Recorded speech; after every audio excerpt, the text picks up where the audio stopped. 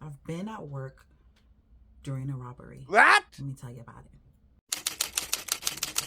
Guys, this is Tales by a Teller by TJ.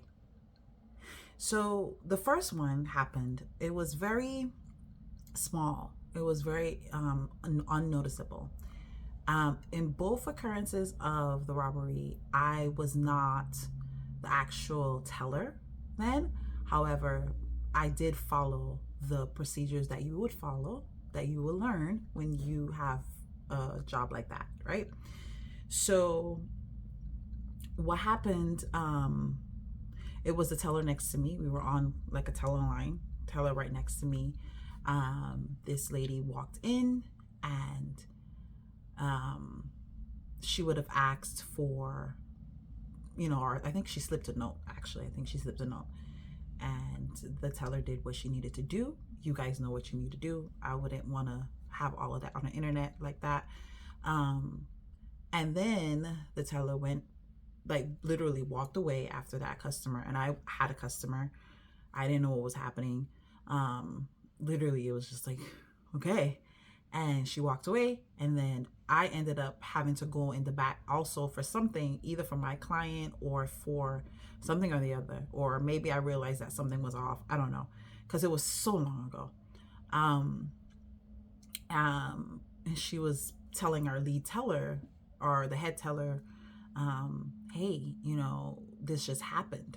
And we were like, so when things like that happen, it's like a protocol. So we go through the whole protocols, and it was the craziest thing, right? It wasn't like, that one was not so,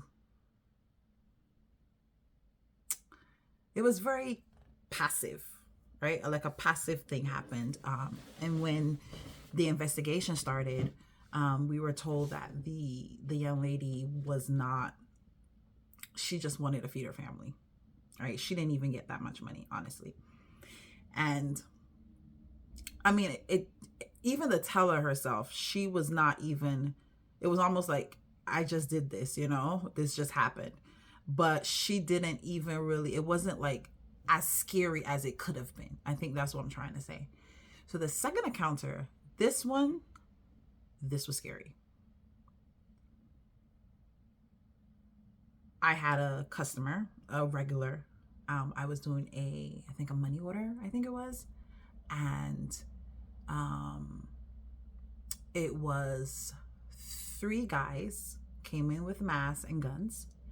And I would have been, like, if it's the teller line, I would have been the third teller from the right side.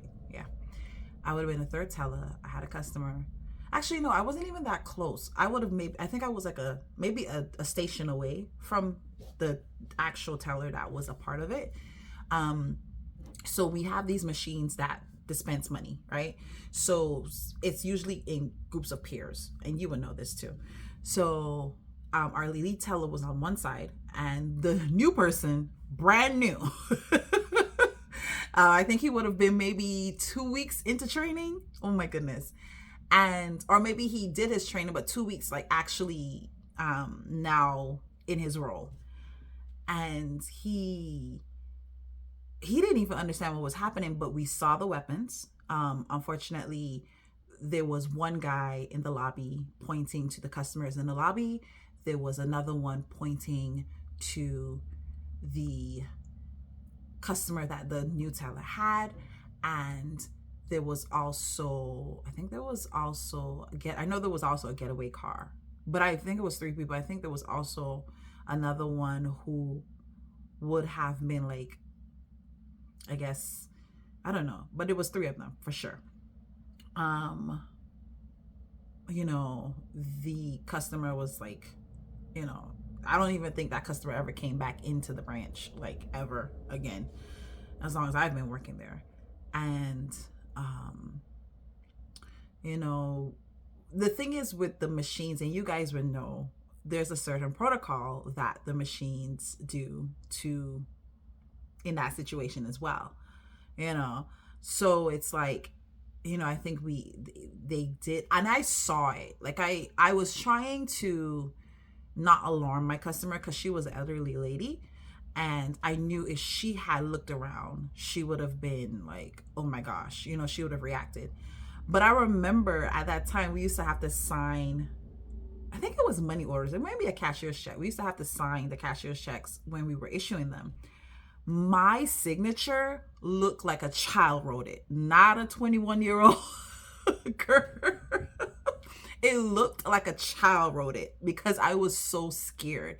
And I was trying to not alarm the customer. So I was trying to have her focus on me. And I think when right after the guys had exited or was about to exit is when she put two and two together and was like, what's happening? Thank God she didn't react, because I think she would have just, ooh. And it was like literally maybe, sorry guys, it was literally maybe like two people in the line in the queue, and then there was a bunch of people in the lobby waiting to see personal bankers and our bankers. And then each of us had someone on the teller line, and then the person that was the furthest away to the left was the business line. So they were like in their own world, right? They were really far away. But yeah, that happened, guys. And I remember being so scared in the moment.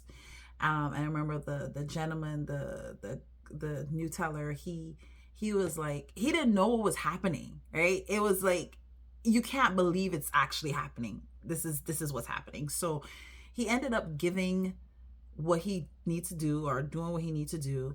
And then I think the person was like, we need more. So then my lead teller knew what was happening. She provided more, right? We did all the necessary procedures, but that one was a bigger one than the first one I mentioned. And it was so big, we had everybody in the corporate office come to us. We shut like immediately as soon as they left.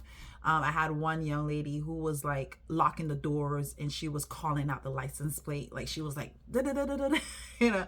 And unfortunately, because we had people there, we all had to kind of like stay in place for a good minute.